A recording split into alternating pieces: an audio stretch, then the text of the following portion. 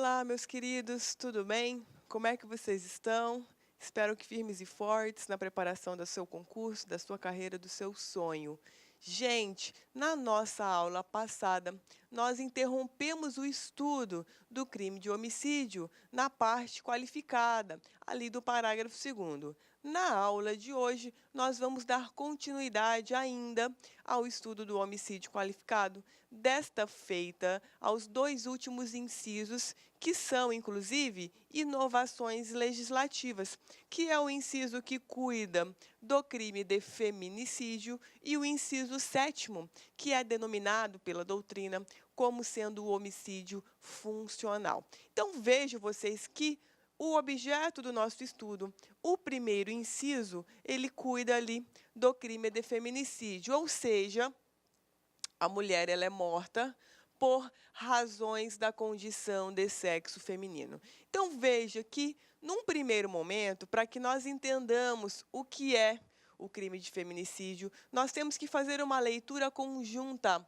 do inciso 6º com o parágrafo 2A, que está logo abaixo do parágrafo 2º do próprio artigo 121. Porque, vejam, o legislador ele disse, é feminicídio quando a pessoa é morta por razões do sexo feminino. E aí, meus queridos, no parágrafo 2A, só então nós temos o que o legislador considera como sendo condições do sexo feminino. Então, veja que ele cuida, né? Considera-se que há razões do sexo feminino quando o crime envolver violência doméstica e familiar e quando houver menosprezo ou discriminação à condição de mulher.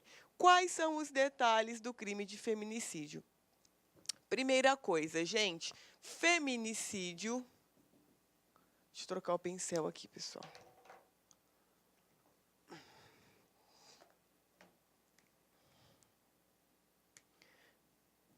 Feminicídio é diferente do crime de femicídio, ok? O feminicídio é o objeto do nosso estudo na aula de hoje. É justamente o inciso 6º, que cuida, né, da morte de mulher, mais razões do sexo feminino. Então, vejam vocês que, na verdade, no feminicídio, a mulher ela é morta por ostentar a condição de ser mulher. Por outras palavras, a mulher, ela, né, teve a sua morte motivada por algo que se vincula ao seu sexo, seja, por exemplo, por machismo ou por uma questão autoritária. Veja que ela não morreu por qualquer outra razão diversa dessa, ok? Então, a motivação foi o sexo feminino. Agora, gente, o crime de femicídio ocorre quando, né, a mulher é morta. Ou seja, qualquer mulher, quando morre, nós dizemos que há um femicídio. Veja, na primeira hipótese, que é o objeto do nosso estudo no inciso 6º, feminicídio ocorre quando, por uma razão do sexo ostentado pela mulher, ela é morta. No femicídio, não. No femicídio, cuida-se de qualquer mulher que morre. Então, essa é a primeira diferença, não confundir os dois termos, ok? Então, veja, muitas vezes, dependendo do caso, fica até difícil a gente saber se é femicídio ou feminicídio, tá? Muitas vezes a gente recomenda que você faça a seguinte pergunta. Bom, temos uma mulher morta, ok. Se nós trocarmos o polo passivo, se nós trocarmos a vítima e colocar um homem no lugar dessa vítima mulher, ainda assim haveria o homicídio? Se ainda assim haveria o homicídio, provavelmente ele não foi motivado pela razão do sexo feminino, ok? Agora, se você substitui, né? Se você substitui ali a vítima por um homem e não haverá o homicídio, então veja que nesse meu segundo exemplo, houve ali provavelmente uma motivação vinculado com o sexo, tá? Agora, o que que a gente tem que saber além disso? Ora, sempre que eu tenho feminicídio, sempre que houver feminicídio, eu tenho femicídio, claro, porque se aqui cuida de morte de mulher por razão do sexo feminino, veja, a primeira parte, morte de mulher. Então, necessariamente, para que eu tenha um feminicídio, eu tenho um femicídio. Agora, nem toda morte de mulher significa feminicídio. Tudo bem, gente? Essas são as primeiras impressões que nós temos ali do inciso sexto. Agora, outras questões, né, que os alunos sempre me perguntam. Primeira delas, homem pode ser vítima de feminicídio? Então, veja, pessoal, esse é um assunto muito delicado hoje. Os tribunais, eles têm algumas interpretações divergentes com relação a isso. Mas prevalece, você vai levar isso para a sua prova de primeira fase, porque é importante, prevalece que homem do sexo masculino, homem, né, pessoa que possui pênis, ela não está submetida, não está amparada ali ao feminicídio. Porque, veja, o que que acontece, gente? O feminicídio, ele veio, né, para tutelar ali a questão da violência de gênero idealizada lá na Lei Maria da Penha. O que que acontece na Lei Maria da Penha? Lá nós trabalhamos com um tipo de tutela que, além de sexo, é também uma tutela de gênero, gênero masculino e feminino. Veja, quando nós falamos gênero, a gente, né, se vincula a feminino, masculino. Quando a gente se vincula me perdoem, de sexo, nós temos sexo, né, macho, fêmea, né? Então, quando a gente fala de sexo, nós estamos lidando com biológico, sexo biológico, pênis, vagina, macho, fêmea. Quando nós lidamos com violência de gênero, nós lidamos com feminino, masculino. Então, veja, como a Lei Maria da Penha, tá? A Lei Maria da Penha, na qual o inciso do feminicídio foi inspirado. Lá ela tutela uma violência de gênero, depois vocês vão ver isso até lá em leis penais especiais. Muitos magistrados entendem, muitos juízes entendem que, embora seja um homem de sexo biológico, né, masculino, com pênis, se ele se identifica com o gênero feminino, ou seja, se ele se compreende como uma mulher, se ele se comporta como uma mulher, lá no contexto da Maria da Penha, ele pode receber as tutelas ali previstas. Veja, pessoal, não é o caso do nosso feminicídio. Por que não?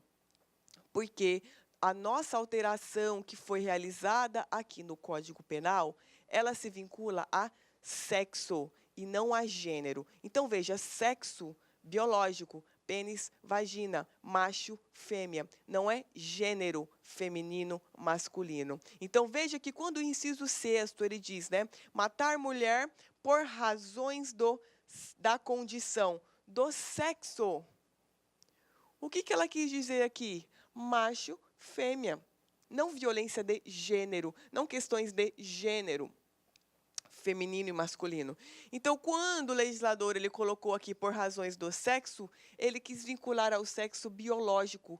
Então, por outras palavras, se porventura você tem uma vítima que seja homem, e que se identifica com o gênero feminino, se comporta como uma mulher, se compreende como uma mulher, mas que ainda possui o órgão genital masculino, essa pessoa não estará amparada pelo feminicídio. Por quê? Porque aqui nós temos uma vinculação com o sexo biológico, ok? Então, muita atenção nesse detalhe, tá? Se o sexo biológico é masculino, se a pessoa tem pênis, por outras palavras, né? Ela não vai receber o amparo dessa qualificadora, ok? Agora, outras questões que nós temos também. Se o homem ele é operado, que na verdade não vai ser homem mais, né, meus queridos, vai ser uma mulher. Então, se num primeiro momento cuidava-se de um homem que fez a cirurgia de transgenitalização e agora adequou o seu sexo biológico ao seu à sua personalidade, nesse caso, a jurisprudência tem admitido sim a aplicação da qualificadora. Porque veja, se houve a cirurgia de transgenitalização, houve uma alteração do sexo biológico para constar ali, portanto, o sexo feminino. Então, se é uma mulher, né, que operou, que no primeiro momento era do sexo masculino, mas realizou a cirurgia de transgenitalização e agora ela é completamente uma mulher, ela é amparada sim pela qualificadora do feminicídio, ok? Esses são os posicionamentos seguros que eu posso passar para vocês, tá? Então, na prova, muita cautela com relação a esses detalhes. Mas, em primeira fase, dificilmente isso é cobrado com esse grau de profundidade. O que é cobrado de vocês, gente, de vocês, pessoal? Simplesmente que simplesmente a redação, razões de sexo feminino para vincular com o sexo biológico e o parágrafo 2A, que cuida justamente do que seriam essas razões de sexo feminino, que é violência doméstica e familiar e é menosprezo ou discriminação à condição de mulher. Então, você vai memorizar isso. Agora, outros detalhes. Quem pode praticar o feminicídio? Eu preciso de uma relação afetiva? Não, meus queridos, claro que não. Basta que a morte tenha sido motivada por aquela pessoa ostentar o sexo feminino, ok? Então, por exemplo, entre irmãos é possível feminicídio, entre relação íntima de afeto, qualquer parentesco consanguíneo, pai, filha, avô, filha, neta, muito comum. Agora, também é possível casal de mulheres, pode haver feminicídio? Pode. Gente, não importa quem é o sujeito ativo, me perdoe, não importa quem é o sujeito ativo, quem matou, se é homem ou mulher, importa quem morreu. Quem morreu, essa morte foi motivada por razões do sexo feminino? Foi, então é feminicídio. Não importa quem é o sujeito ativo. Nas aulas anteriores, inclusive, a gente estudou que o crime de homicídio é um crime comum. Então, qualquer pessoa pode ser autora. Então, veja que, com relação àquele que pratica o crime, ao sujeito ativo do crime de feminicídio, nós temos um crime comum. Qualquer pessoa pode figurar. Agora, no tocante ao sujeito passivo, ou seja, aquele que pode figurar como vítima no crime de feminicídio, somente mulher, ok? Então, veja que com relação, então você vai colocar aí no seu material, com relação ao sujeito passivo no feminicídio, quem pode ser? Somente a mulher. Então, cuida-se de um crime próprio. Por que um crime próprio? Porque no crime de feminicídio é exigida uma condição especial, ou seja, a vítima necessariamente precisa ser mulher do sexo feminino, ok? Agora, com relação ao sujeito ativo, aquele que pratica, pouco importa se homem ou mulher, ok? Então, a sua memorização, ela vai ter que se vincular ao sexo biológico para o feminicídio, ok? E desde que fique demonstrado, atrelado ao sexo biológico, uma violência doméstica e familiar, ou menosprezo ou discriminação à condição de mulher. Então, veja, muito cuidado nas questões quando elas trazem casal, né? Geralmente o candidato ele é induzido a erro. Sempre as pessoas, os candidatos pensam que porque era um casal e a mulher morreu, se cuida de feminicídio. Nem sempre, ok? Então, a questão ela vai ter que trazer além dessa relação afetiva que, né, o sexo feminino foi a razão pela qual o crime foi praticado. Senão, não será feminicídio, ok? Então, muita atenção. Além da relação afetiva, além da relação de afinidade, além dessa narrativa toda, é necessária a motivação vinculada ao sexo feminino, seja no contexto de convivência familiar e doméstica, seja menosprezo ou discriminação à condição da mulher, ok? De posse dessas informações, gente, vocês estão mais do que tranquilos agora para poder matar qualquer gabarito que eventualmente cobre a questão do feminicídio. Agora, outra novidade legislativa que nós temos, veja que eu fiz questão de deixar o ano, né, para vocês verem que é uma novidade legislativa. Uma outra novidade que nós temos aqui é o homicídio funcional. Homicídio. A doutrina denomina esse homicídio qualificado pelo inciso 7º como sendo um homicídio funcional. Veja, a motivação, a razão pela qual esse crime, esse homicídio vai ser praticado, se vincula à função pública que é exercida por determinada pessoa. Muitas vezes, a vítima não é a pessoa que exerce essa função pública, são os familiares, as pessoas que com ela convivem. Então, veja que o homicídio funcional, ele acautela não apenas o agente público, tá? Mas também seus familiares, seu cônjuge, companheiro. Então, veja, quem são esses agentes públicos? Os que estão previstos no artigo 142 e 144 da Constituição, que basicamente são as pessoas integrantes das Forças Armadas e das polícias investigativas. Então, Exército, Marinha, Aeronáutica, polícias judiciárias, civis, militares, federais. Então, vejam vocês que, nesse caso, o que vai acontecer? A razão pela qual a pessoa vai ser morta é essa função pública.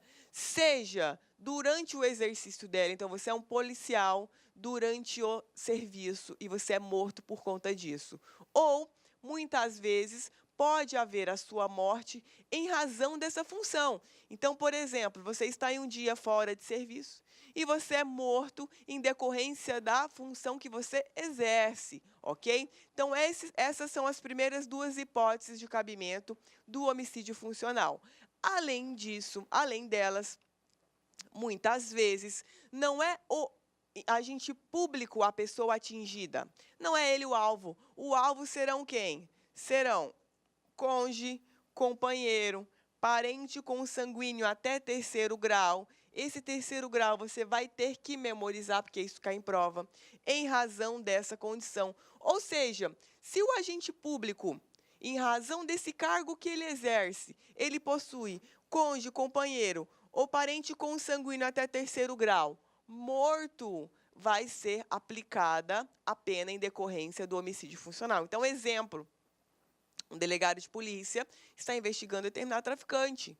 O traficante foi lá e matou a companheira desse delegado, matou um parente consanguíneo até 3º grau, em razão dessa investigação que foi deflagrada. Então, veja, nesse caso, é homicídio funcional? Tranquilamente, ok? Então, veja que o caracterizador, né, desse homicídio funcional é essa novidade, justamente porque abrange cônjuge, companheiro ou parente consanguíneo até 3º grau.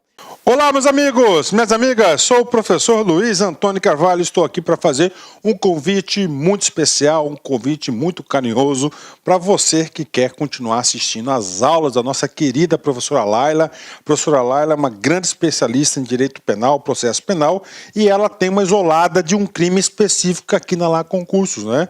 Então, crimes contra a pessoa, crimes contra a vida, previsto lá no Código Processo Penal, no Código Penal, na parte especial. Ela bate crime a crime, né? Homicídio, todos os crimes, crime a crime, detalhe a detalhe. O curso dela, com a qualidade que você conhece, 30 dias de acesso, essa isolada dos crimes contra a pessoa, né? Investimento apenas R$20. R$20 aí é mais barato que um McDonald's, né?